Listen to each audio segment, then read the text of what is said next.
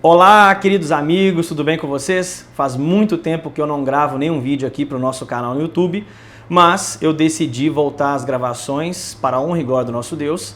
E eu quero deixar bem claro para vocês aqui que o nosso motivo, de não ter gravado o vídeo aí nesses quase 2 anos é devido às questões aí do nosso trabalho, também da rotina que mudou bastante, Agora eu tenho 2 filhos, então ficou um pouco mais complicado. Gravar sermões então nas igrejas, igual eu fazia antes, não, ficou muito mais complicado, muito mais difícil.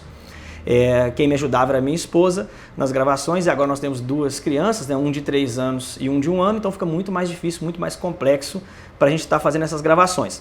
Mas a pedido de algumas pessoas, eu havia montado um estudo bíblico com 13 temas, tá ok?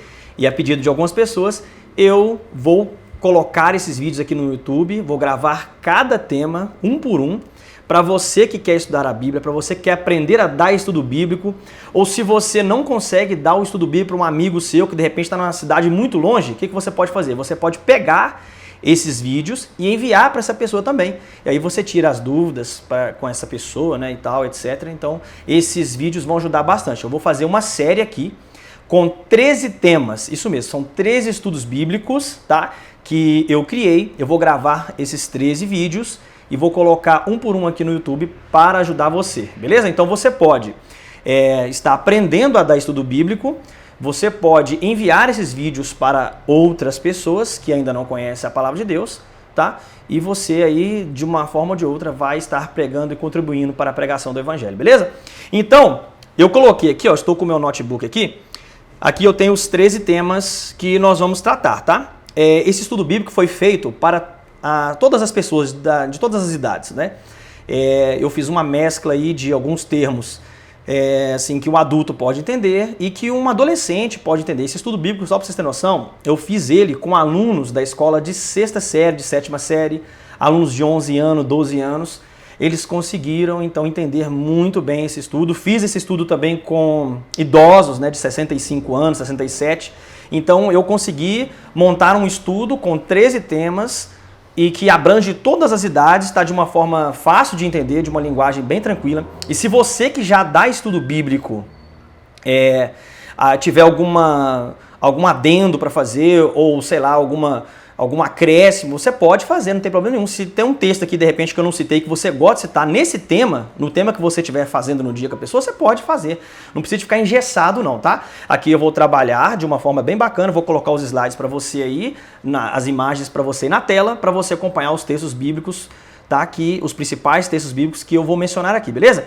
Então, veja bem aqui, olha como que vai funcionar o nosso estudo.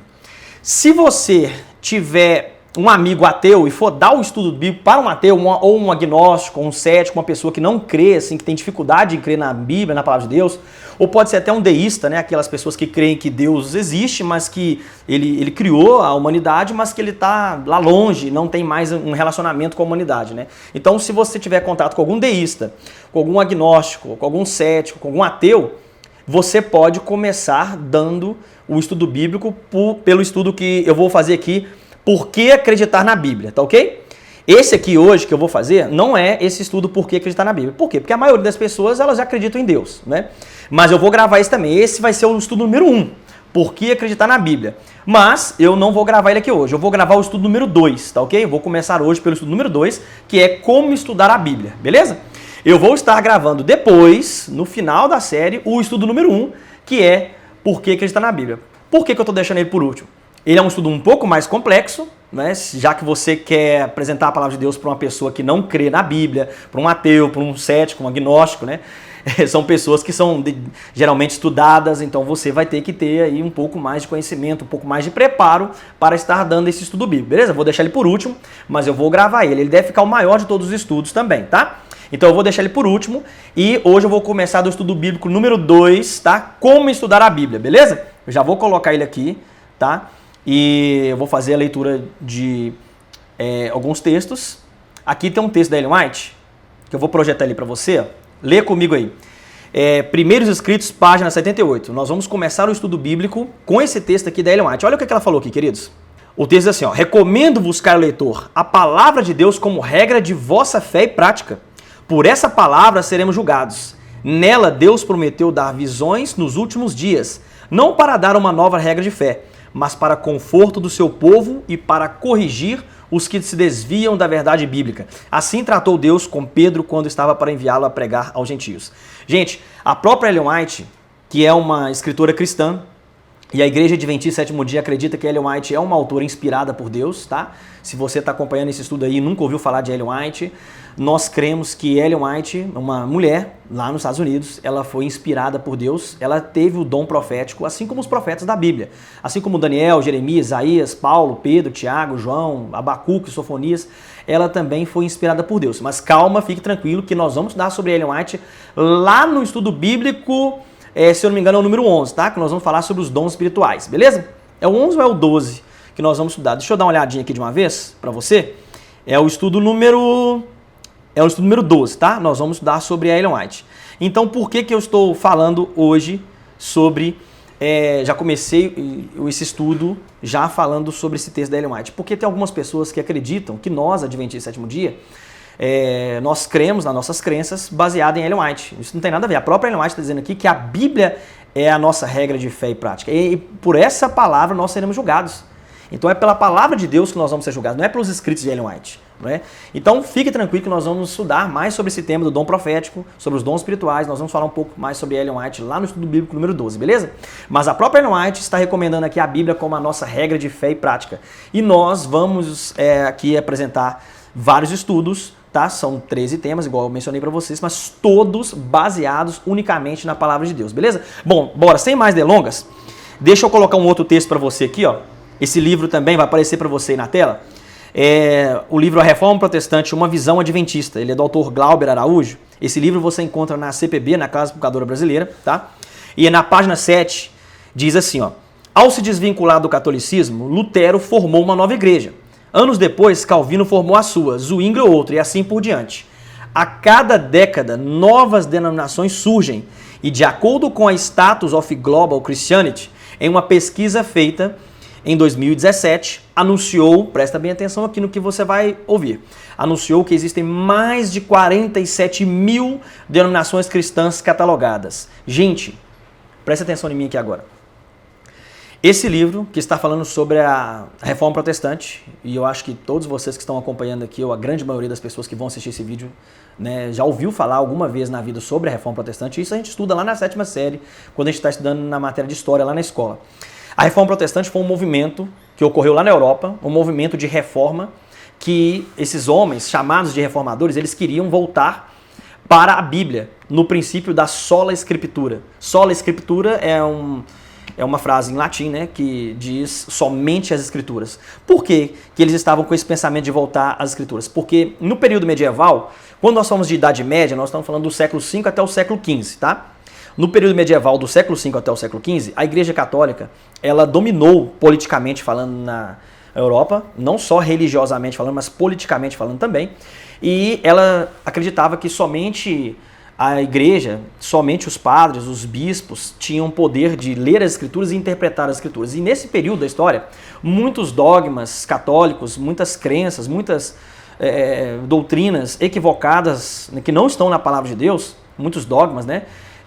Acabaram se infiltrando no meio da igreja, e a Igreja Católica formou aí as suas crenças, os seus dogmas, as suas tradições e começou a ensinar para o povo. Mas essas tradições, crenças, dogmas, não estavam na Palavra de Deus. E então Martim Lutero, ele foi um dos maiores expoentes aí da Reforma Protestante. Ele então, já no início ali do século XVI, mais especificamente no ano de 1517, o que ele fez? Ele afixou 95 teses contra a venda de indulgências lá na igreja de Wittenberg, na Alemanha, né? Então, nessa igreja lá na Alemanha, né, ele afixou 95 teses. Por quê? A Igreja Católica, naquela época, pregava sobre a venda de indulgências. O que era uma indulgência? Uma indulgência era uma carta de absolvição. Ou seja, deixa eu explicar para você. Vamos supor aqui que você tem um ente querido que morreu. A Igreja Católica ensinava o seguinte, olha, a alma, que é a entidade material que sobrevive fora do corpo, né? A alma dessa pessoa saiu dela e ela está então no purgatório. Se você comprar a carta de absolvição, essa alma ela vai sair do purgatório e ela vai para o paraíso. Caso você não compre, essa pessoa não vai conquistar a salvação e ela vai queimar num lago de fogo e enxofre. Essa era a mensagem, uma das mensagens equivocadas que a igreja romana, né, a igreja medieval, praticava na Idade Média. E Lutero, quando ele começou a ler a Bíblia, porque ele entrou no monastério, né, para ser padre, ele começou a estudar a Bíblia, somente os padres naquela época tinham acesso às Escrituras.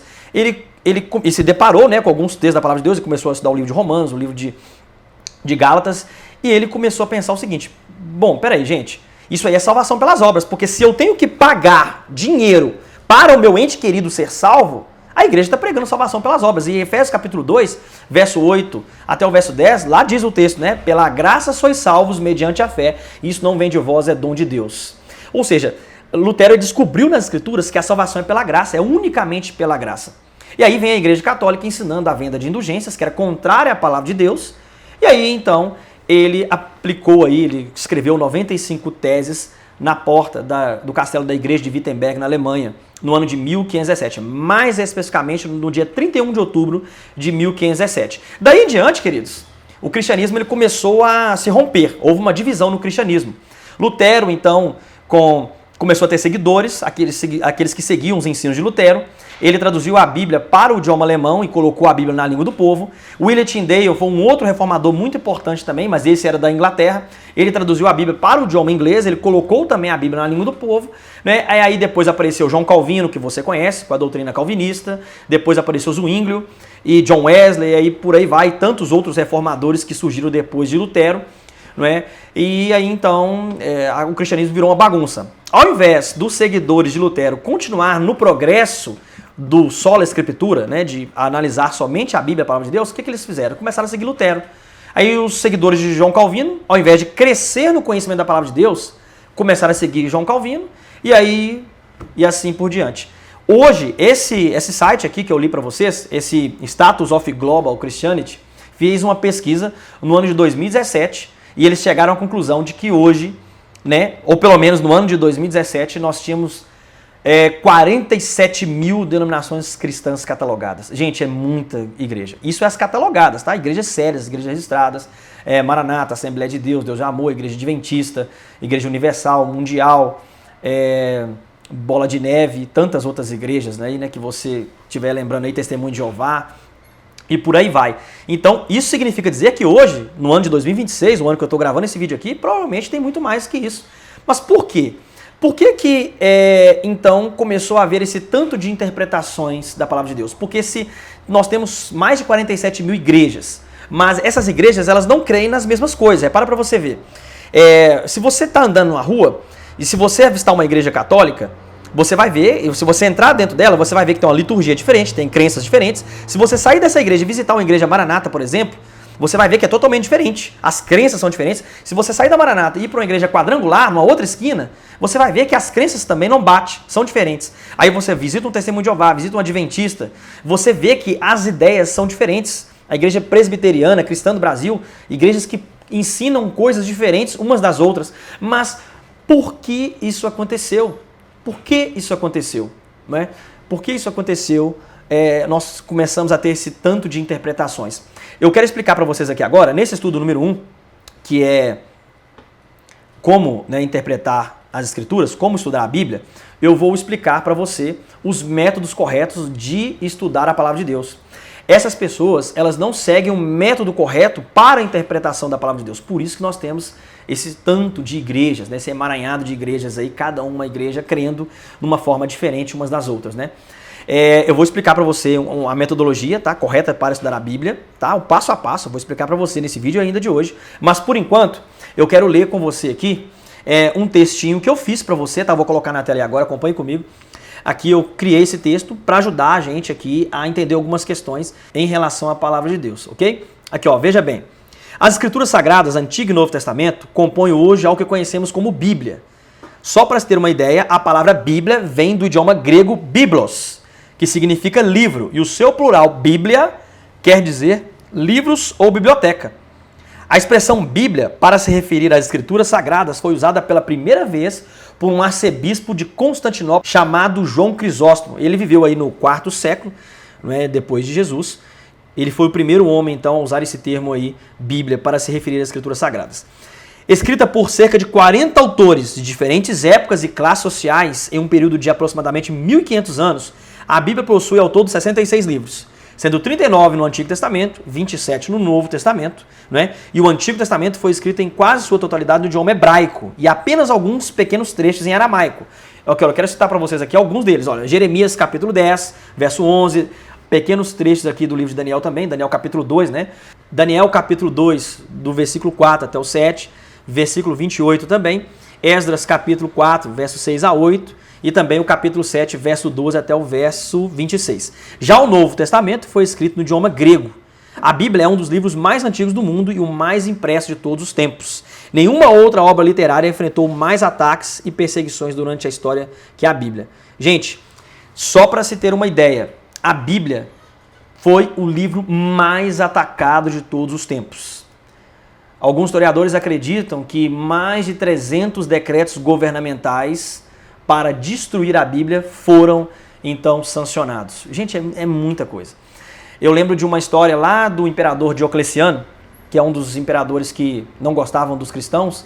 Ele viveu ali finalzinho do 3º século para a entrada do 4º século. E o Diocleciano, Galério e Diocleciano foram imperadores que perseguiram ali os cristãos.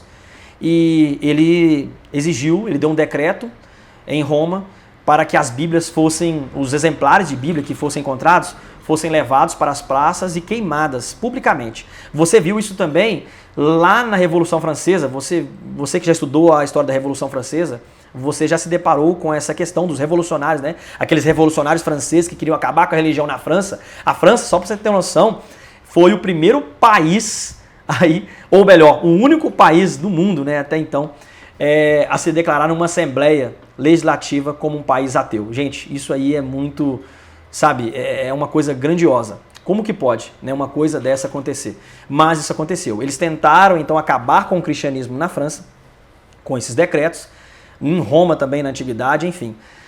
Nesse período todo que a palavra de Deus existe, mais de 300 decretos foram sancionados aí por imperadores, reis e príncipes, etc., para poder exterminar a palavra de Deus. O iluminismo, então, depois, quando ele chegou, o iluminismo, eu me refiro ao século das luzes, né? Aos pensadores, aos filósofos iluministas que acreditavam que estavam saindo da escuridão da Idade Média e então eles precisavam de ter luz para poder raciocinar, para poder interpretar melhor a vida, a existência. E então eles começaram a deixar a palavra de Deus de lado. Voltaire, né, é um dos filósofos iluministas e tantos outros que começaram a fazer duras críticas à palavra de Deus e começaram a utilizar então a ideia do racionalismo, a razão, como principal meio de se chegar ao conhecimento. A Bíblia foi deixada de lado então, né, nesse período aí que nós chamamos de iluminismo, ali no século XVII, século XVIII.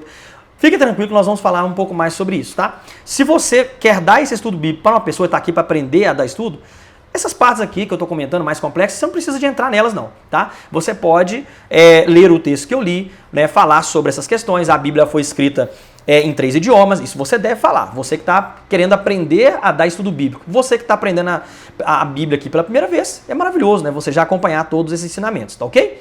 Então você tem que ensinar para a pessoa. E você que está me acompanhando também pela primeira vez, que quer aprender, todos vocês precisam de entender que a Bíblia foi escrita em 3 idiomas, o Novo Testamento inteiro foi escrito no idioma grego. Por que o idioma grego? Porque o idioma grego era a língua universal da época. Hoje, se nós fôssemos escrever a Bíblia, se tivesse um apóstolo de Deus, um profeta de Deus aqui hoje, fosse escrever a palavra de Deus, com certeza ele iria utilizar o idioma inglês. Por quê? Porque o inglês hoje é a língua franca, é a língua universal.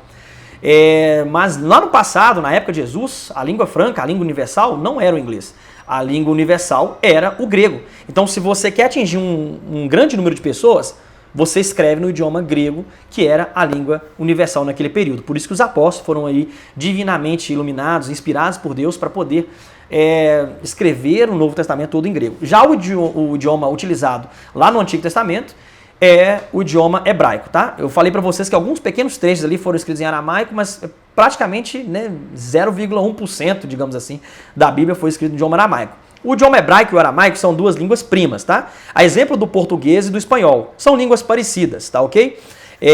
Então você vê ali alguma semelhança, né? Jesus, por exemplo, quando ele estava junto com os discípulos conversavam entre si em aramaico.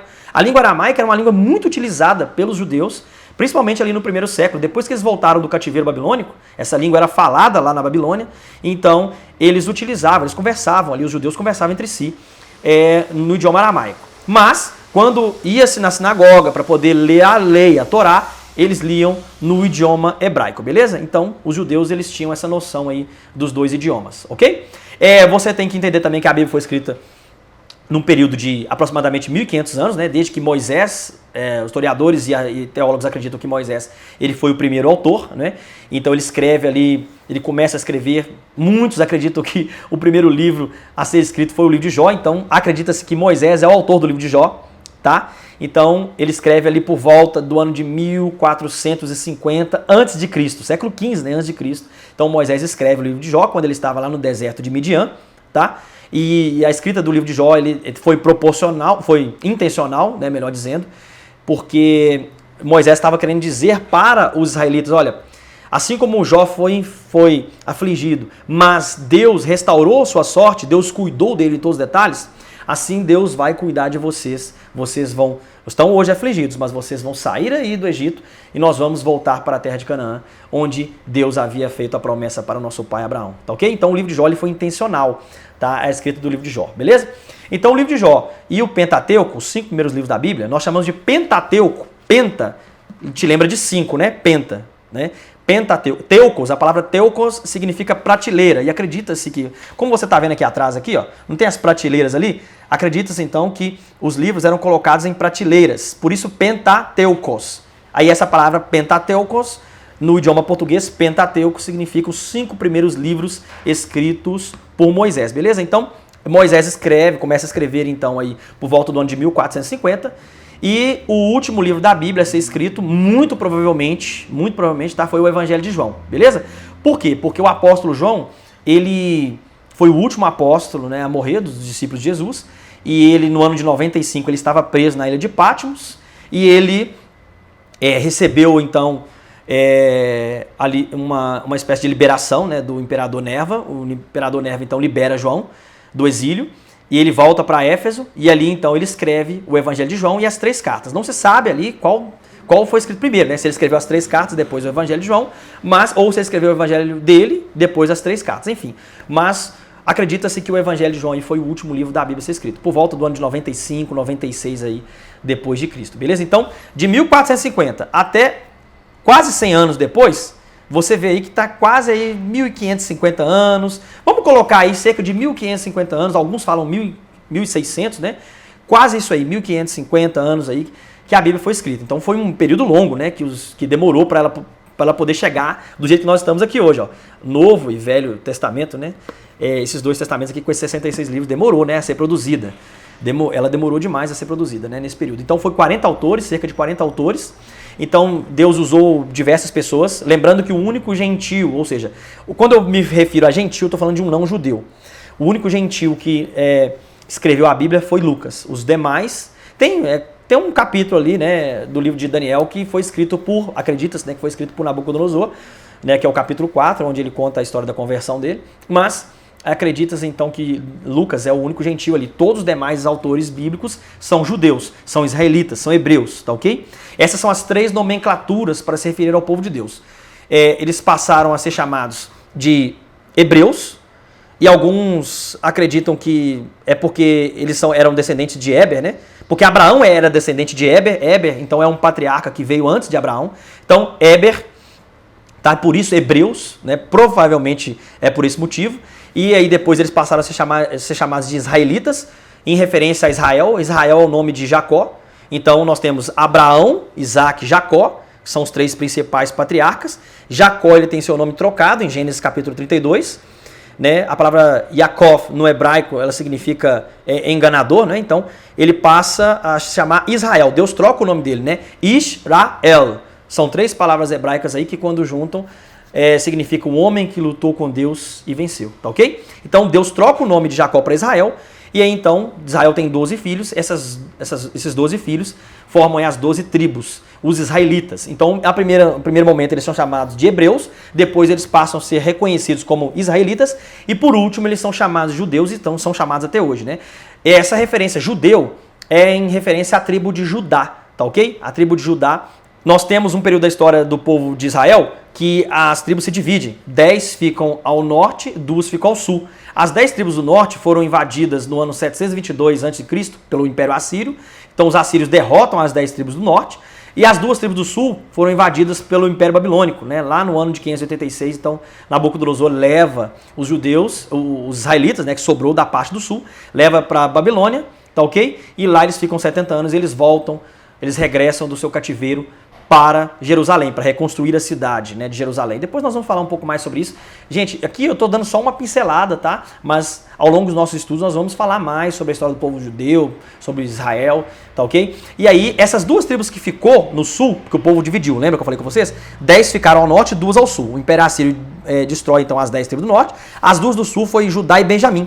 Então, a tribo de Judá e a tribo de Benjamim, eles ficaram então, como o único povo de Deus aqui naquele momento, né, porque as 10 tribos do norte já haviam sido aí destruídas, e houve uma mescla também, depois eu vou explicar para vocês aqui num outro vídeo, como que os assírios faziam, tá? E aí essas 2 tribos do sul foram parar na Babilônia, e então Nabucodonosor escraviza, eles ficam lá 70 anos, e depois eles regressam para Jerusalém, e então eles passam a ser reconhecidos ou chamados como judeus, beleza? Você tem que falar também, quando você estiver dando esse estudo, ou você que está acompanhando esse estudo aí pela primeira vez, tá? Sobre os 40 autores, já falei, sobre os idiomas, já mencionei também, sobre a ideia de Antigo e Novo Testamento. Então, o Primeiro Testamento e o Segundo Testamento, né? São 2 testamentos aí, a Bíblia. O Primeiro Testamento fala sobre a história do mundo, a criação do mundo, sobre o povo de Deus, a formação do chamado de Abraão, a formação do povo de Israel e a preparação para a chegada do Messias, que é Jesus. Já o Novo Testamento fala sobre a chegada de Jesus, a chegada do Messias e também como iniciou o cristianismo, né, o progresso do cristianismo. Paulo, Pedro, Tiago, João, os discípulos ali pregando, né, e cada vez mais fundando igrejas, e o cristianismo chegou até nossos dias, beleza? Nós temos também que a Bíblia ela foi escrita em diversos tipos, né, de gêneros literários. Por exemplo, nós temos os evangelhos, que são os 4 primeiros livros do Novo Testamento, né? Nós temos as cartas. Você vê que as cartas ela têm uma estrutura diferente dos evangelhos, né? As cartas são as cartas, né, de Pedro, são chamadas também de epístolas, né? As cartas de Pedro, de Paulo, de Tiago, João, né? Então, as cartas elas têm um gênero literário diferente. Você também percebe que o livro de Apocalipse do Novo Testamento, o último livro da Bíblia, ele foi escrito num gênero literário totalmente diferente. Ele é um livro profético, apocalíptico, né? E dentro dos livros proféticos nós temos uma outra divisão, que é os livros proféticos, apocalípticos, e os livros proféticos que contêm profecia clássica. Tem essa diferença também. Então, basicamente, vou tentar resumir para você aqui para o nosso vídeo não ficar muito longo. Então, profecia clássica é aquela que o profeta ele dá a mensagem para o tempo dele. Dá uma repreensão, uma exortação para alguém, para um rei, por exemplo, né? Essa mensagem é para o tempo do profeta. Já a profecia apocalíptica é aquela que o profeta ele não está falando exatamente do tempo dele. Ele profetiza para o futuro. Ele fala de eventos do futuro. O livro de Daniel e o livro de Apocalipse são 2 livros aí, né, que tem muita profecia apocalíptica. Tá? O livro de Daniel ele é dividido, né? Tem uma série histórica e tem uma série profética. Do capítulo 6 ali em diante, do capítulo 7, na verdade, né? 7, 8, 9, 10, 11 e 12 do livro de Daniel, e também o capítulo 2, são considerados livros, capítulos, né, proféticos apocalípticos, assim como o Apocalipse também é um livro profético apocalíptico. Temos livros também históricos, né, que é o livro de Êxodo, por exemplo, fala da história do povo de Israel saindo do Egito. O Gênesis, a história da criação do mundo. 1 Reis, 2 Reis. 1 Crônicas, 2 Crônicas, a história dos reis de Israel. Então nós temos livros históricos, nós temos livros poéticos, tá? Nós temos livros poéticos também. Você vê que a poesia hebraica ela é totalmente diferente da poesia ocidental, a nossa poesia, por exemplo, aqui, né? Você percebe que a poesia hebraica, ela é uma... Quando os autores hebreus eles estão fazendo uma poesia hebraica, eles estão querendo enfatizar a ideia. Você lembra do Salmo 51 de Davi? Deixa eu mencionar para vocês aqui. O livro de Salmos é um livro poético, né? É um livro poético, é considerado um livro poético. Aí. O livro de Cantares, né? O livro de Provérbios. Deixa eu ler aqui para você, Salmo 51. Aqui na cultura ocidental, né? Aqui na América Latina, por exemplo, na América, na Europa também, as rimas elas são construídas da seguinte maneira, né? O indivíduo fala uma frase e a frase seguinte ela tem que rimar. ela preocupa só com a rima. A poesia hebraica é totalmente diferente, né? Olha só, deixa eu ver aqui. Aqui, ó, Salmo 51, verso 2, por exemplo, aqui, ó. Davi fala assim, ó: lava-me completamente da minha iniquidade. Olha agora, e purifica-me do meu pecado. Vai, purificar não é lavar? Tá vendo? A poesia hebraica, ela não preocupa com rimas, ela preocupa então com uma enfatização das ideias. Ela dá uma ênfase na ideia, ela repete a mesma ideia, só que com uma paráfrase, com palavras diferentes, beleza? Então nós temos os livros poéticos também na Bíblia, que é um estilo, um gênero literário totalmente diferente do livro, por exemplo, um livro profético. As cartas são diferentes, os livros, os evangelhos. Então nós temos os livros históricos, os evangelhos, as cartas, os livros poéticos, os livros proféticos. Nós temos diversos tipos de gêneros literários na palavra de Deus. Isso é importante você aprender. Por quê? Porque você não interpreta um livro, por exemplo, uma carta, da mesma forma como você interpreta um livro apocalíptico, profético apocalíptico, né? Porque a regra de interpretação ela é diferente, tá ok? Para esses dois tipos de livros, e nós vamos aprender isso aqui no nosso estudo bíblico, na medida que a gente for aí fazendo os estudos mais pra frente, beleza? Bom, vamos lá, eu quero ler com você aqui um texto da Palavra de Deus. Então, quem é o autor da Bíblia? Eu não quero deixar esse vídeo aqui muito longo não, tá ok? Vamos então partir para um texto da Bíblia aqui, eu vou colocar na tela para você aqui. Quem é o autor da Bíblia? Será que a Bíblia foi escrita por seres humanos, e os seres humanos são autores da Bíblia? Ou será que a Bíblia ela foi escrita por Deus? Ou será que ela tem aí uma mescla, né, de seres humanos com a divindade? Bom, vamos ver então? Vamos ler aqui 2 Pedro, esse texto aí está sendo projetado para você, 2 Pedro, capítulo 1, verso 20 e verso 21. O apóstolo Pedro, ele diz o seguinte, olha: sabendo primeiramente isto, que nenhuma profecia da Escritura é de particular interpretação, porque a profecia nunca foi produzida por vontade humana, mas os homens da parte de Deus falaram movidos pelo Espírito Santo. Gente, olha que coisa interessante. Então o apóstolo Pedro está dizendo aqui para mim e para você que nenhuma parte da Bíblia ela foi de particular interpretação, né? Então Pedro, Tiago, João, Sofonias, Isaías, Ezequiel, eles não escreveram o que vinha na mente deles. Eu acho que é isso. A respeito desse tema, eu acho que é assim. Não. A Bíblia está dizendo aqui que nenhuma parte da Escritura é de particular interpretação. Mas os homens foram movidos, né, por Deus, eles foram inspirados por Deus, né, ou melhor, pelo Espírito Santo.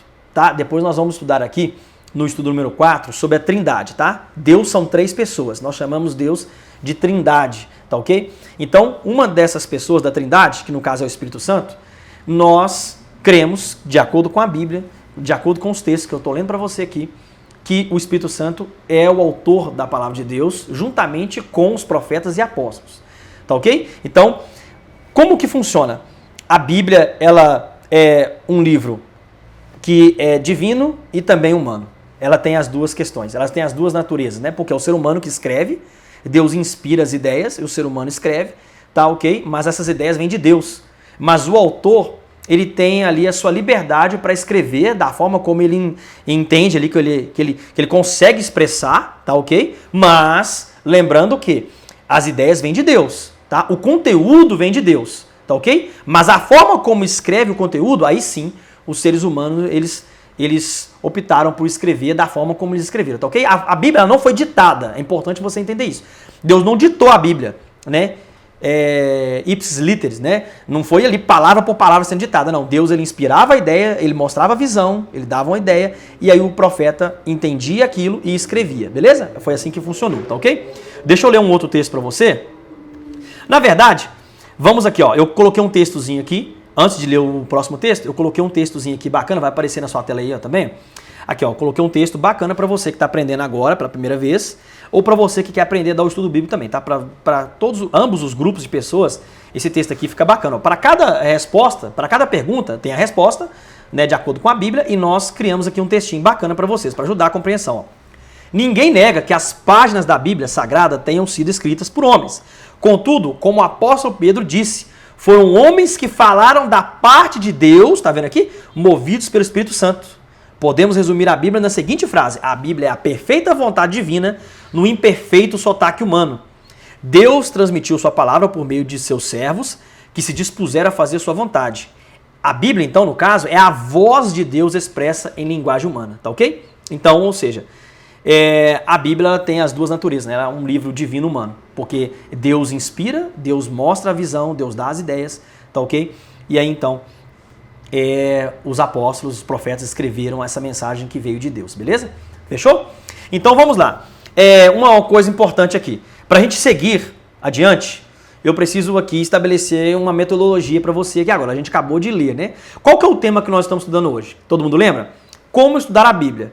Ou seja, eu não vou aqui mencionar textos que falam sobre a volta de Jesus, não vou falar sobre textos aqui que falam sobre os dons espirituais, porque esse não é o nosso tema de hoje. O nosso tema é como estudar a Bíblia. Ou seja, então eu vou ler somente textos que falam sobre como estudar a Bíblia. Essa é uma das regras de interpretação.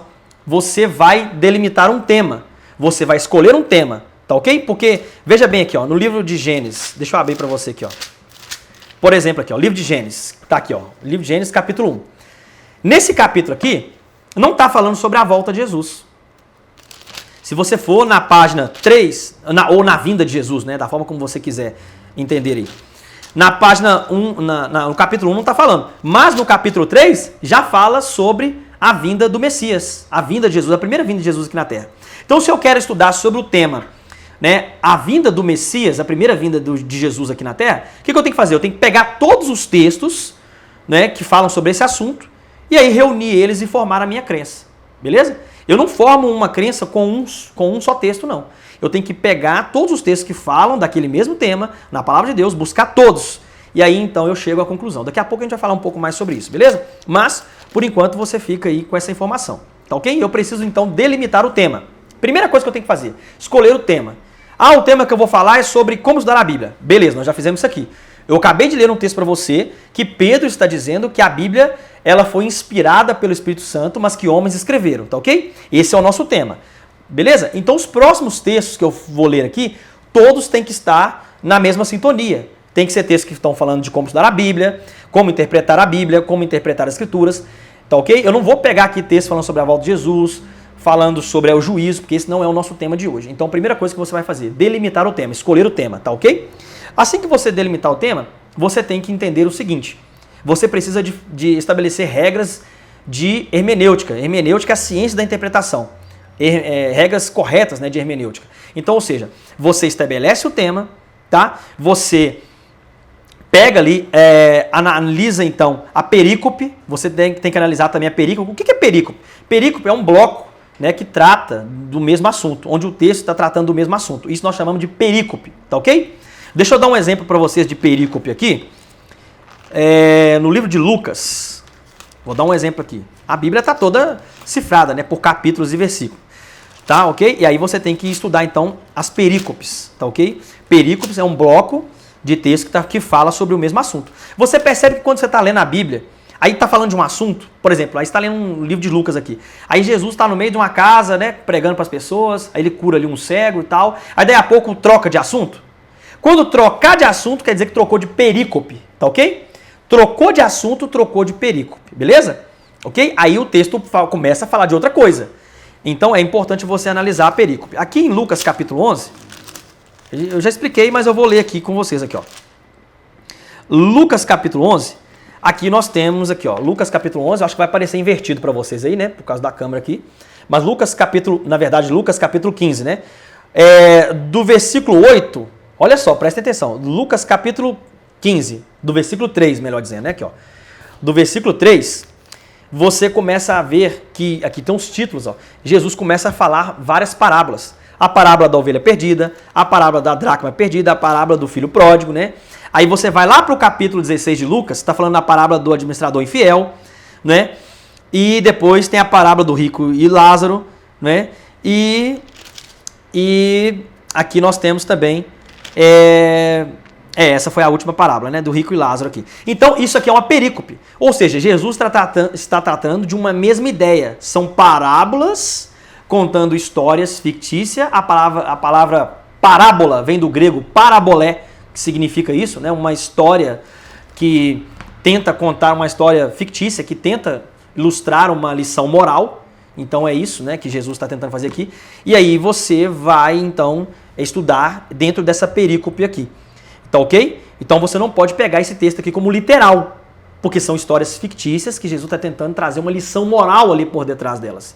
Por isso que a parábola do rico e Lázaro, muitos erram ao interpretar de que Jesus está ali dizendo que as pessoas que estão sofrendo no fogo do inferno conseguem conversar com a pessoa que está lá no céu. Isso é um absurdo, né? Nós vamos ver aqui no estudo número 6 que as pessoas quando morrem, elas estão descansando no pó da terra e elas vão ressuscitar no dia da volta de Jesus, né? Então isso está dentro de uma parábola. Jesus conta uma história fictícia para tentar trazer uma lição moral. Depois eu vou explicar para vocês, tá? Quando a gente estiver falando sobre o estudo do juízo, eu vou explicar para vocês essa parábola aqui, beleza? Então, você delimita o tema, escolhe o seu tema, você analisa as perícopes, é importante você analisar também as perícopes, é importante você também estudar o original, né? Em que língua que foi escrito aquilo? No grego, no hebraico? Então você tem que entender, porque cada língua ela tem sua expressão idiomática, por exemplo, né? Então, os idiomas hebraico e grego, principalmente o idioma hebraico, são idiomas arcaicos, muito antigos, idiomas pobres demais. Uma palavra no idioma hebraico, por exemplo, pode ter 8, 9 significados. A palavra ruar, por exemplo, no idioma hebraico, ela pode significar no idioma português vento, sopro, respiração, fôlego, espírito. Olha só, olha o tanto de significados, né? Algo do tipo, né, garganta, nesse sentido. Então, você tem que estudar também, procurar saber no idioma hebraico, no idioma grego, então estudar ali o idioma original, porque tem muitas expressões idiomáticas, tá ok? Cada idioma tem as suas expressões idiomáticas. Nós estamos aqui hoje no século XXI, falando no idioma português, que não tem nada a ver com o hebraico, com o grego antigo, não é? Então nós temos que saber fazer essa diferenciação aí também, tá? Analisar então o contexto histórico. Uma das coisas mais importantes para se interpretar a Bíblia é analisar o contexto histórico. Gente, o contexto histórico é tudo. Por quê? Porque eu estou falando de um livro que foi escrito há mais de 2.000 anos atrás. Só para você ter noção, o Pentateuco, né, de Moisés, que nós falamos aqui, foi escrito há mais de 3.500 anos atrás. Então como que eu pego um texto de 3.500 anos atrás e pego e aplico ele totalmente para o século XXI, com as mesmas referências, com as mesmas ideias? Não posso fazer isso, entendeu? Então, ou seja, eu tenho que analisar o contexto da época, a cultura da época é importante demais, quem era o autor, para quem o autor está endereçando aquele texto, aquele trecho, né, da palavra de Deus, tá ok? Então eu preciso saber se ali tem um princípio que é cultural, ou se ele é um princípio universal. Isso também eu preciso entender, tá ok? Porque tem coisas que Deus falou que era especificamente para a nação de Israel. Mas tem coisas que Deus deu para a nação de Israel que servem para nós hoje, tá? Fiquem tranquilos que eu vou explicar mais isso aí ao longo dos nossos estudos mais para frente, tá ok? Só estou dando uma pincelada para você aqui. Então eu preciso de ter claro isso na minha mente, tá? O contexto histórico da época, o contexto cultural, para quem o autor está escrevendo, e eu preciso saber se esse princípio é um princípio local ou se é um princípio universal, beleza? Falei também do original, né? Eu preciso estabelecer ali uma revisão sobre os textos no grego, no hebraico, no aramaico, para poder tentar entender a Bíblia, tá ok? Então tudo isso é importante para se interpretar a palavra de Deus, beleza? Então, daqui a pouco tem mais um texto que eu vou ler com vocês, daqui a pouquinho, tá? Que fala sobre também como interpretar a Bíblia, beleza? Aqui, ó, mas eu quero ler um outro texto com vocês aqui, ó, que está em 2 Timóteo, capítulo 3, verso 16 e 17, onde o apóstolo Paulo agora fala assim, ó: toda a Escritura é divinamente inspirada e proveitosa para ensinar, para repreender, para corrigir, para instruir em justiça, para que o homem de Deus seja perfeito e perfeitamente preparado para toda boa obra. Então, ou seja, Paulo ele foi bem claro aqui, queridos. Toda a Escritura é inspirada por Deus, né? A palavra inspiração aqui significa theopneustos. Deus em grego é theos, né? Pneustos vem de pulmão, de respiração, de pulmão nesse sentido, sabe? Então, ou seja, ela foi soprada. A palavra foi transmitida, ela foi soprada por Deus. É nesse sentido. Então a palavra theopneus significa isso, inspirada por Deus. Ela foi soprada por Deus. Deus ele transmite a ideia, ele dá a visão, ele dá a ideia, ou através de sonhos, ou através de visões, e esse autor, ele escreve aquilo que ele entendeu, tá ok? Da palavra de Deus, não é da visão dele, não é que ele acha, eu acho que é isso, não. Ele escreve aquilo que Deus mostrou para ele, aquilo que ele entendeu na visão dele, e escreve na palavra de Deus. E Paulo está dizendo aqui uma coisa muito importante. Toda a Escritura é inspirada por Deus. Porque tem um grupo de pessoas hoje, infelizmente, que acreditam que só o Novo Testamento deve ser seguido. Ah, que só o Novo Testamento presta, o Antigo não serve mais. Gente, isso não existe. Qual que era a Bíblia do apóstolo Paulo? O Antigo Testamento. Quando ele estava escrevendo os escritos do Novo Testamento, o Novo Testamento nem havia sido terminado ainda. Quando ele escreveu o texto de 2 Timóteo, ele estava preso em Roma. Né? E acredita-se que ele morreu no ano 64, né, depois de Cristo. João foi escrever o livro de Apocalipse no ano 95, aproximadamente no ano 95. Ele estava preso lá na ilha de Patmos. Então, qual que era a Bíblia do apóstolo Paulo quando ele escreveu isso aqui? O Antigo Testamento. Né? Depois que o Novo Testamento foi terminando de ser produzido, e aí a igreja começou a fazer aí os seus concílios e reuniu então, com o auxílio do Espírito Santo, né, os cristãos reuniram os livros do Novo Testamento, esses 27 livros do Novo Testamento, e eles então foram colocados como Bíblia, beleza? Ok? Ah, uma coisa importante também que eu gostaria de mencionar, porque de repente tem algum católico nos vendo, a Bíblia Católica ela tem 7 livros a mais, tá? São chamados de livros apócrifos. A palavra apócrifo, né, no grego significa oculto, escondido. Então não se tem ali a certeza de quem escreveu esses livros. Por isso são chamados de livros apócrifos. Esses livros foram acrescidos na Bíblia depois do Concílio de Trento, que a Igreja Católica realizou, ali por volta do ano de 1563. Né? De 1545 até 1563, né, a Igreja Católica ela cresceu ali, né? Ela aumentou a Bíblia em 7 livros, beleza? A Bíblia protestante, que é essa que eu tenho aqui, ela é 66 livros, tá? Já a Bíblia católica, você vai ver aí que ela tem livros a mais, que são 7 livros no total, beleza? Mas nós não cremos que esses livros foram inspirados por Deus. Esses livros aqui, os 66, sim, nós acreditamos que esses 66 livros foram inspirados por Deus. Já esses 7, se tem uma dúvida, porque eles divergem em muitas questões em relação aos outros 66 livros, por isso nós não cremos, tá? E livros que surgiram até depois, né, dos apóstolos terem morrido, enfim, né? Então nós não cremos que esses livros foram inspirados por Deus, beleza? Então vamos lá aqui, para a nossa resposta aqui que eu coloquei para vocês. Deixa eu ver aqui. Ó, eu vou ler para você agora aí, ó. O apóstolo Paulo nos deixa bem claro que toda a escritura foi inspirada por Deus, ou seja, os 66 livros, né, que compõem o compêndio sagrado tiveram atuação direta do Espírito Santo e não apenas uma parte das escrituras ou somente um testamento. Portanto, desde o livro de Gênesis até o livro de Apocalipse, vemos a inspiração de Deus em todas as partes das escrituras. A expressão inspirada por Deus, em grego é theopneustos, tá vendo? Que significa soprada por Deus. Aí, ó, tá aí a palavra para você no grego, ó, theopneustos, beleza? São duas palavras gregas que juntas formam aí a palavra inspirada, ou a frase, né, inspirada por Deus no nosso idioma português, beleza, queridos? Vamos lá então, tá? Para mais uma pergunta aqui, tá ok? Que parte das escrituras não foram escritas por seres humanos? Gente, e essa pergunta aqui é forte, porque eu acabei de falar para vocês que a Bíblia foi inspirada por Deus, mas escrita por seres humanos.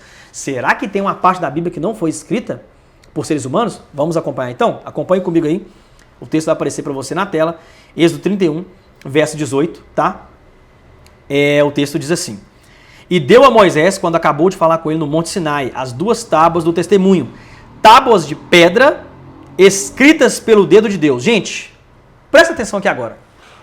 Mais pra frente, eu vou explicar um pouco mais sobre a questão da lei de Deus, os 10 mandamentos, as leis na Bíblia, tá? Fiquem tranquilos que vai ter esse estudo específico para isso. Mas agora eu quero explicar aqui um resumo básico sobre esse tema. Deus, então, ele inspira os seus profetas e apóstolos, os homens, né, os seus servos, para escrever a Bíblia, tá? Que você está vendo aqui na minha mão. Mas os 10 mandamentos, ele escreveu em 2 tábuas de pedra. E essas tábuas de pedra que ele escreveu, ele entregou para Moisés, e essas tábuas de pedra foram escritas ali, os 10 mandamentos, escritos pelo dedo de Deus. A lei de Deus ela é tão santa que Deus ele escreveu com o seu próprio dedo. Então Deus ele escreve a lei, os 10 mandamentos, tá? Com o seu próprio dedo. Isso simboliza uma coisa muito importante para nós, né? Porque você sabe que, você que estuda um pouco de cultura judaica, você sabe que os judeus, eles, a pedra, por exemplo, ela tem um simbolismo muito forte, né, para os judeus. Por exemplo, por isso que é importante você analisar a cultura, né? Que eu acabei de falar para vocês aqui na hora de interpretar o texto da palavra de Deus. Vou dar um exemplo aqui para vocês. Se hoje, aqui no Brasil, na cultura ocidental, eu estou apaixonado por uma mulher, para minha esposa, por exemplo, o que eu faço? Vou lá e compro um buquê de flor, né?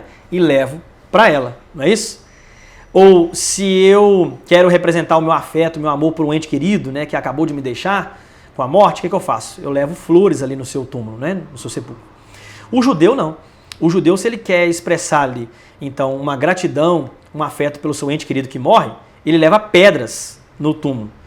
ele leva, se ele estiver apaixonado por uma mulher, ele leva o quê? Pedra para essa moça, para essa mulher. Por quê? Eu vou mencionar para vocês por quê.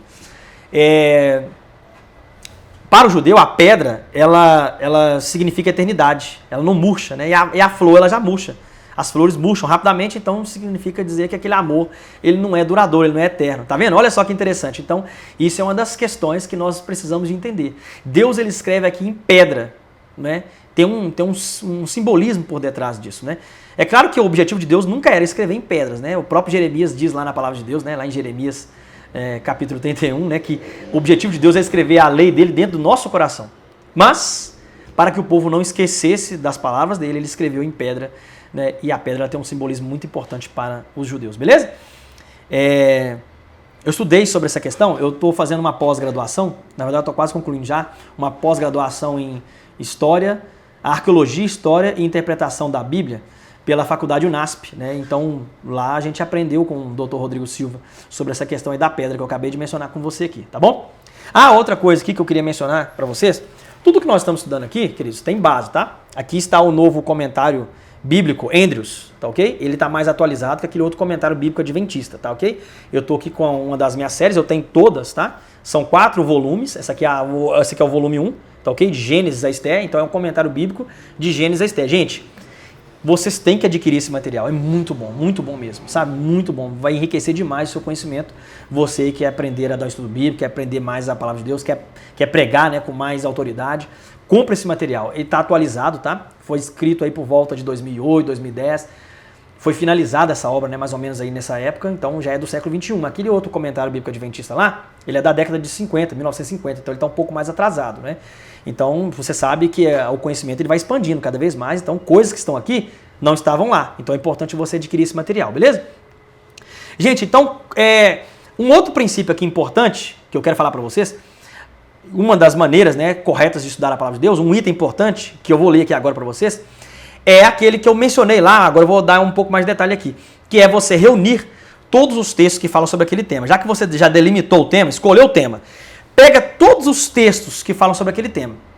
Eu quero saber sobre a volta de Jesus. O que eu vou fazer? Vou ler a Bíblia inteira, vou pegar todos os textos que falam sobre a volta de Jesus. Eu encontrei 400 textos que falam sobre a volta de Jesus. Não tem problema. Pega esses 400 textos e coloca um sobre o outro, vai equiparando, vai analisando texto por texto e vê se os profetas e apóstolos se divergem. A Bíblia não pode se contradizer. Ela tem que ter uma unidade temática, ou seja, os profetas e apóstolos têm que falar da mesma linguagem. Porque se todos eles foram inspirados por Deus, a mensagem ela veio de Deus. Então é Deus que está transmitindo a mensagem. Então, se Deus está transmitindo a mensagem, ele não pode falar, por exemplo, para Mateus que Jesus vai voltar nas nuvens do céu e falar para Lucas que Jesus vai voltar de forma secreta. Tá entendendo? Então, ou seja, tem que estar em harmonia, tem que estar em sintonia todos os textos da palavra de Deus. Então, veja bem aqui. Esse princípio está aqui, vou colocar na tela para você aí, Isaías capítulo 28, verso 9 e verso 10. Aqui diz assim, o profeta Isaías está dizendo, né? Ou melhor, Deus está dizendo aí através do profeta Isaías, né? A quem, pois, se ensinaria o conhecimento? Tá vendo? É até uma forma meio poética ali, né? O texto, olha só. A quem, pois, se ensinaria o conhecimento? E a quem se daria a entender a doutrina? Então está falando de doutrina, de crença, de ensinar a palavra de Deus. Ao desmamado do leite e ao arrancado dos seios? Ele faz a pergunta, né? Aqui, E agora responde. Porque é mandamento sobre mandamento, mandamento sobre mandamento, regra sobre regra, regra sobre regra, um pouco aqui e um pouco ali. Tá vendo? É isso que eu falei com vocês. Você não pode pegar um texto isolado, você tem que pegar todos os textos que falam sobre aquele tema. Você tem que estabelecer uma regra, você tem que delimitar o tema, tá ok? E depois pegar um pouco aqui e um pouco ali. Você vai pegar todos os textos. Pega um texto ali de Mateus, um de Lucas, um de Levítico, um de Deuteronômio, um de Sofonias, um de Abacuque, um de Jeremias. Pega um texto ali de cada livro, ou mais de um texto, né, de cada livro, que fala sobre aquele mesmo assunto, reúne todos e chegue à conclusão. Porque os profetas eles não podem aí divergir nas ideias, beleza? Então, ou seja, você tem que estudar a Bíblia dessa forma, tá? Esse é um dos princípios fundamentais aí para a interpretação da palavra de Deus. Vamos ler aqui o textinho que eu falei com vocês, aqui, para a gente poder facilitar aí o nosso conhecimento. Eu escrevi para vocês esse textinho aí, eu vou colocar na tela para vocês. Falando para os israelitas, que eram o povo de Deus no Antigo Testamento, Deus advertiu que a forma correta de transmitir o conhecimento da Bíblia é aplicar regra sobre regra, preceito sobre preceito, um pouco aqui e um pouco ali. Essa regra deve ser seguida porque não temos em uma só página da Bíblia a definição de uma doutrina bíblica, ou seja, quando quero saber o que acontece com o homem após a morte, precisamos reunir todos os textos bíblicos que falam sobre este mesmo assunto e fazermos uma análise exegética e usar a hermenêutica, que é a ciência da interpretação, que é o que eu falei com vocês lá atrás. Deve-se seguir os métodos de interpretação, como analisar o contexto histórico do autor, a mentalidade do autor, os idiomas originais que a Bíblia foi escrita, dentre outros pontos para não fazermos distorções do texto bíblico. Como Pedro disse que os falsos ensinadores estavam fazendo quando ensinavam os escritos de Paulo. Esse texto está lá em 2 Pedro, capítulo 3, verso 15 e 16. Vamos ler ele rapidamente? 2 Pedro, segunda carta de Pedro. Se você tem sua Bíblia aí, eu vou colocar o texto aí projetado, tá, para você. 2 Pedro, capítulo 3, aí nós vamos ler o verso 15 e o verso 16, aqui ó.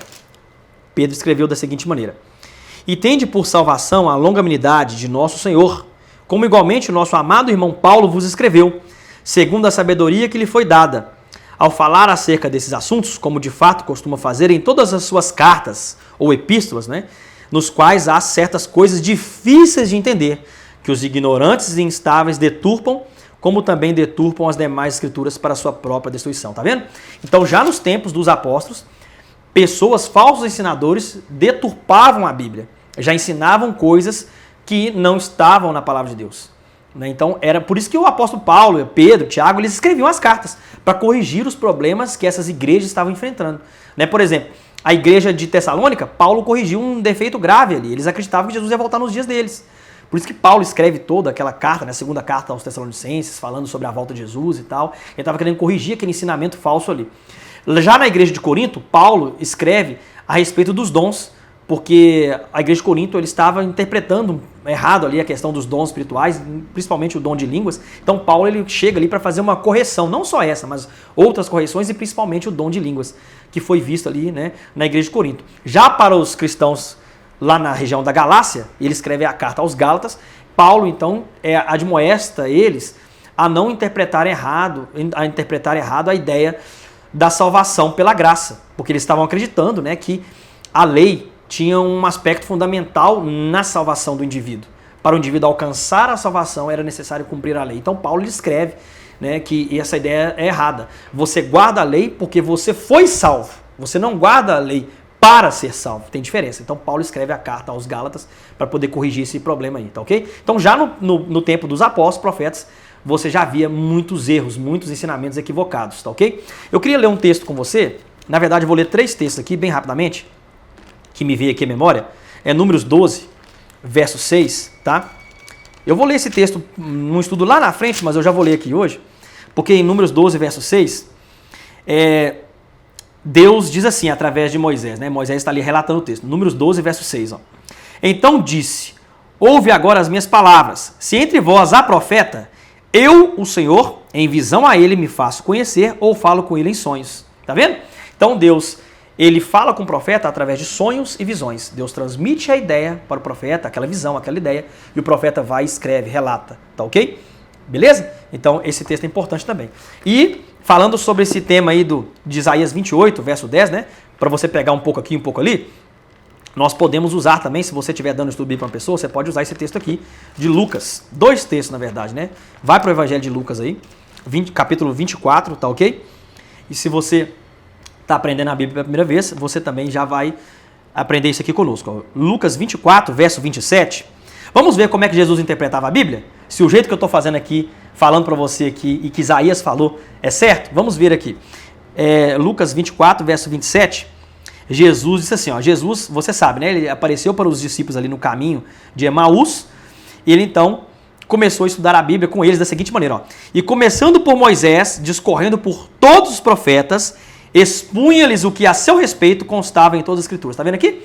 Então Jesus, ele pegou todos os textos, desde lá de Moisés, Gênesis 3, verso 15, e foi passando, Deuteronômio 18, foi pegando vários textos, Isaías 53, né, que fala ali do Isaías capítulo 7, Isaías 53, Salmo 22, Miqueias capítulo 5, né, verso 2, enfim, Jesus foi pegando todos os textos que falam da sua messianidade, aquilo que constava a respeito dele nas escrituras, e ele foi e explicou para os discípulos ali. É aqueles discípulos que estavam com ele indo para Emaús.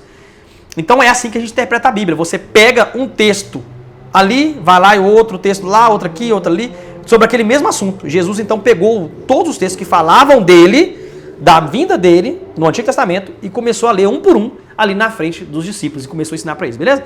Outro texto que você pode ler também aqui, está aqui mesmo no capítulo 24, já agora no verso 44. A seguir, Jesus lhe disse: são estas as palavras que eu vos falei, estando ainda convosco. Importava se cumprisse tudo o que de mim está escrito na lei de Moisés, nos profetas e nos salmos. Está vendo aqui? Então Jesus, ele pegou todos os textos que falavam a respeito dele, da sua messianidade, em todos os textos, né, em todos os livros ali do Antigo Testamento. E interessante que Jesus ele fez uma divisão ali, né, na lei de Moisés, nos profetas e nos salmos, ou nos escritos, né?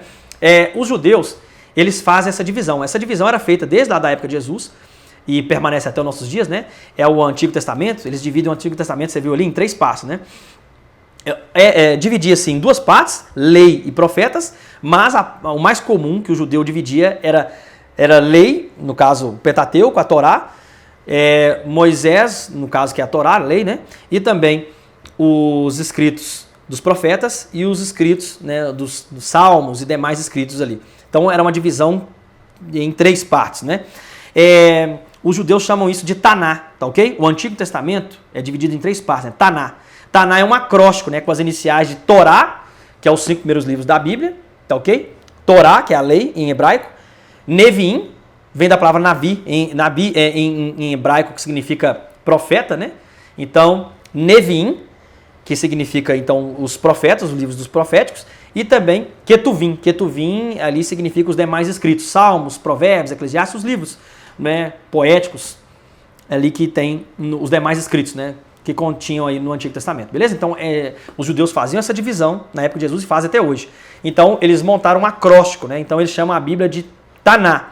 Então, você pode perguntar a algum judeu, né? Ele tem a Taná. Ele não tem, principalmente o judeu ortodoxo, né, que eu estou falando aqui. Os que não têm ali o Novo Testamento como regra de fé e prática. Então, a Bíblia para eles é o Antigo Testamento, né? Então, eles dividem, assim como Jesus fez ali, dividiu a Bíblia em 3 partes, beleza? Ó, rapidamente aqui, para a gente encerrar o nosso estudo, vamos... deixa eu ler um textinho para vocês aqui. Aqui, ó. Como Jesus reconhecia a Bíblia? É uma nova pergunta, na verdade, né? Como Jesus reconhecia a Bíblia? Aqui em João 17, verso 17, Jesus disse assim, ó: santifica-os na verdade, a tua palavra é a verdade. Então, ou seja, para Jesus a palavra de Deus era a verdade. Então Jesus ele acreditava no Gênesis, e Jesus ele acreditava na existência de Noé, na existência de Jonas, de Davi. Então Jesus ele cita vários personagens lá do Antigo Testamento, então, ou seja, Jesus ele acreditava na Bíblia, na palavra de Deus. Santifica-os na verdade, a tua palavra é a verdade, beleza? Para Jesus, a Bíblia é a fonte de toda a verdade. Se quisermos conhecer todos os questionamentos que o homem pós-moderno sempre faz, né, de onde viemos, quem somos, para onde iremos, qual o futuro do mundo, todas essas respostas se encontram nas Escrituras Sagradas, onde o próprio Cristo diz que se conhecermos a verdade, ela vos libertará, que está lá em João, né, capítulo 8, verso 32. Muitos outros livros têm surgido na história para tentar explicar a humanidade e trazer soluções, mas nenhum consegue explicar em perfeição todos esses questionamentos que o homem precisa saber sobre os sentidos da sua existência, beleza? Então vamos lá aqui. Vamos ver se tem outra pergunta aqui no estudo que eu fiz. Podemos alterar a Bíblia? É uma coisa importante também, né? Será que a gente pode alterar a Bíblia? Será que a Bíblia vale até os nossos dias? A gente já viu que vale, né? Porque Jesus, ele disse que a palavra de Deus, ela é a verdade, né? E tem vários princípios universais. A Bíblia deve ser aplicada aos nossos dias, né? Algumas questões culturais, nós vamos ver aqui ao longo do nosso curso, né, do nosso estudo, que eram uma questão da época, uma cultura da época e tal, não se aplica ao nosso período, mas a Bíblia ela deve ser seguida até os nossos dias. Então eu não posso adulterar a Bíblia. Vamos ver o que a própria Bíblia fala a respeito desse tema, desse assunto aqui, ó. O texto de Malaquias, capítulo 3, verso 6, ele diz bem claro para nós. Eu gostaria de ler com você aqui, Malaquias, o último livro do Antigo Testamento. Porque eu, o Senhor, não mudo, por isso vós, ó filhos de Jacó, não sois consumidos. Está vendo aqui? Deus, ele não muda. Imagina só se Deus mudasse de ideia, Deus escrevesse algo na Bíblia. Jesus prometeu que vai voltar em João capítulo 14, verso 1 a 3. Aí imagina agora Deus mudar de ideia. Não vou voltar não. Eu acho que eu vou fazer diferente. Então, Deus, ele não muda. Ele não tem essa ideia de alternância como ser humano. Na Bíblia fala alguns textos, que Deus mudou, como tratou com com o povo lá de Nínive, quando Jonas pregou e tal, etc. Deus não se arrepende e tal. Tem algumas questões assim na Bíblia. Eu vou explicar para vocês sobre esse assunto, tá? O que fica bem claro aqui para nós com esse texto de Malaquias 3, verso 6. Deus, ele não muda. Ele não muda. Então, ou seja, Deus ele não fala uma coisa aqui e depois ele volta atrás e muda totalmente de ideia. Deus não é assim.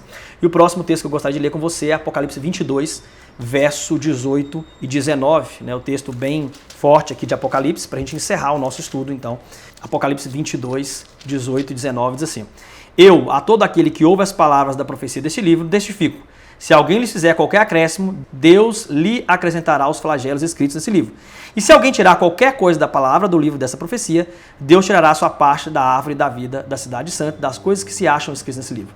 Tá vendo aqui, queridos? Então Deus ele não muda e ele não autoriza ser humano nenhum a retirar algo da palavra de Deus e nem fazer acréscimos à palavra de Deus. Bom, esse foi o nosso primeiro estudo. Que Deus abençoe todos vocês, tá? Eu aguardo vocês aqui então no nosso próximo estudo, que nós vamos falar então de outro tema muito importante, tá bom? Muito obrigado a todos vocês, um forte abraço, Deus abençoe a todos.